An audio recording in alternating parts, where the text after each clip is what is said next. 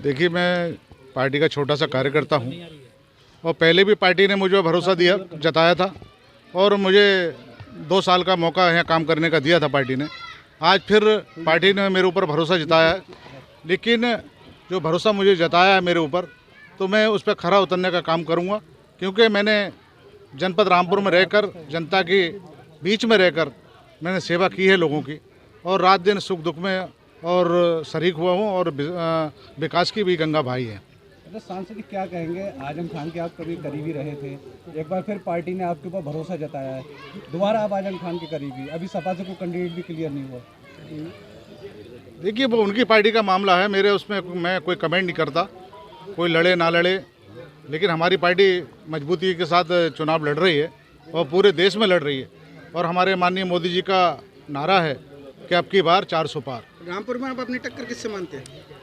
फिलहाल तो कोई टक्कर नहीं है, एक तरफा चुनाव है, क्योंकि हमारे कार्यकर्ता जब से उपचुनाव हुए हैं तो उनसे रात दिन लगातार जनता के बीच में रहकर काम कर रही है। आपने देखा होगा, सब लोग अभी घर में बैठे हैं, लेकिन हमारे सभी नेता हों या कार्यकर्ता हों, जनता के बीच में रहकर जनता की सेवा कर रहे हैं और जनता के सुख दुख में शरीक हो रहे हैं। लोगों में बड़ी खुशी है, क्या कहेंगे? लोगों में बड़ी खुशी है, उत्साह है आपको टिकट मिलने से। देखिए, मैं लोकल का हूँ पहली बात तो, और लोकल में रहकर मैंने लोगों के दिल जीते हैं, चाहे हिंदू हो या मुसलमान हो या सिख हो या ईसाई हो, सबका प्यार मुझे मिला है, और उसका नतीजा आपने उपचुनाव में देखा होगा कि हर वर्ग का मुझे है ना विश्वास मिला और सम्मान मिला। सांसद जी क्या कहना चाहेंगे, भारतीय जनता पार्टी ने दोबारा आप पर भरोसा जताया है, जनता पर कितना भरोसा करते हैं कि दोबारा खरा उतरेंगे आप?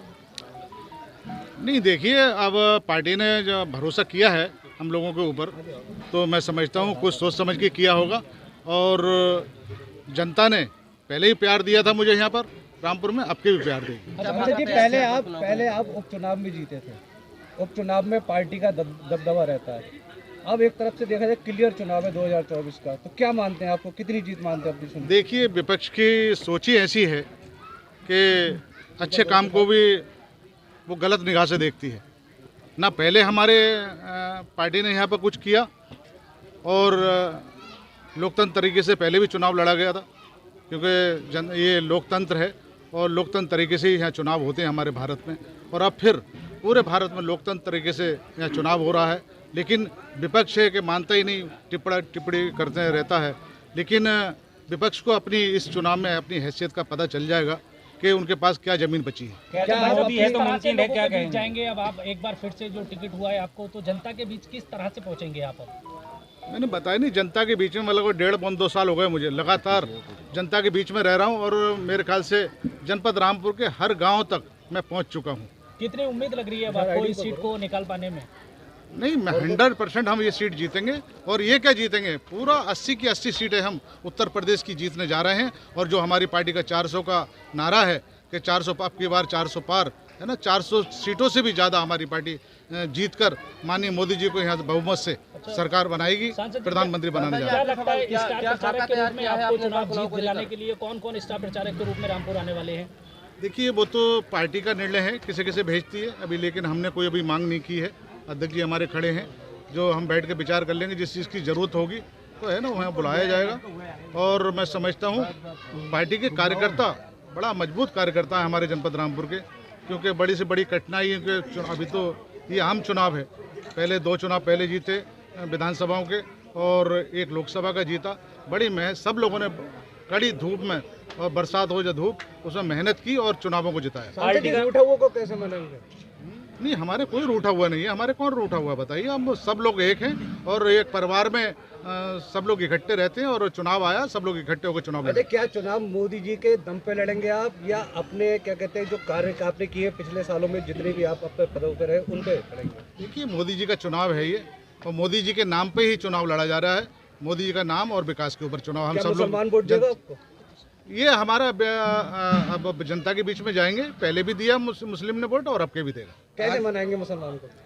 नहीं, मनाने का सवाल ही पैदा नहीं, मनाने को रूठे थोड़ी हमारे मुस्लिम, हमारे अपने भाई हैं, हिंदू मुस्लिम सिख ईसाई सब लोग हमारे अपने भाई हैं, और सबने पहले भी आशीर्वाद दिया था और अब के भी आशीर्वाद देंगे सब। कहते मोदी है तो मुमकिन है, क्या लगता है इस बार? नहीं, मोदी है तो मुमकिन तो पहले नारा था, अब तो मोदी है तो गारंटी के साथ, जो भी कहते हैं गारंटी के साथ कहते हैं। आजम खान का इस सीट पे दबदबा जैसे रहा पहले, और अब वो और उनका पूरा परिवार जेल में है।